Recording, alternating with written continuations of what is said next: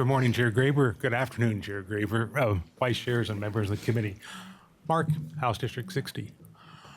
Struggling on Can you possibly, say your last name for the record? Mark I'm so Owens, House sorry. District Thank you. 60. Struggling on what to say today.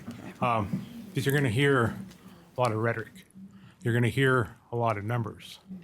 But I come to you today as a first-generation farmer, that my first job was picking strawberries in the fields. Then I moved over to Eastern Oregon, where I had no family, and moved to irrigation, hand lines. Then I worked on a ranch. Then I married my wife, and we were successful in buying a small farm. So I've seen both sides. I've seen the labor side, I've seen the farm side. I am proud to be one of those 97% of the family-owned farms in the state of Oregon. Let me tell you about the relationship that we have with our employees. Some years I've had up to 13 full-time employees and 30 seasonal. And we work on a different schedule than most farms.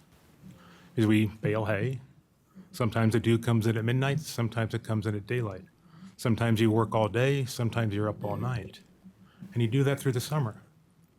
And you do that with a small workforce. And why do you do that? Because you strive to be able to keep them on year-round. Because that's what you do to good employees. If a bill like this pass, I won't. There'll be seasonal employees, and then I'll be cycling through different employees that don't understand sometimes the sacrifices you make for the rewards that you get for having your family out there, and albeit not being able to lay off for cause.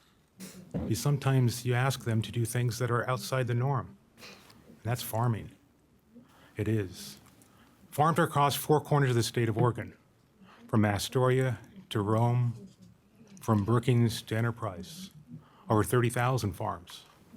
They're all unique. They're all different. There's not a one-size-fits-all policy that works for wages, for training, for multiple things. How many of you guys want to see more corporate farms? I don't. How many of you want to see more factory farms? I don't.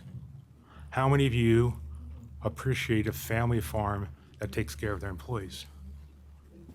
I do. If you vote for this bill, you're going to see more factory farms. You're going to see more Monsanto corporate farms.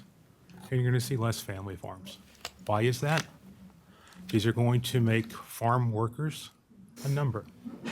They're going to hire them for 8 hours a day. They're going to pay them a wage, and it's going to be a number, not a relationship, not a family.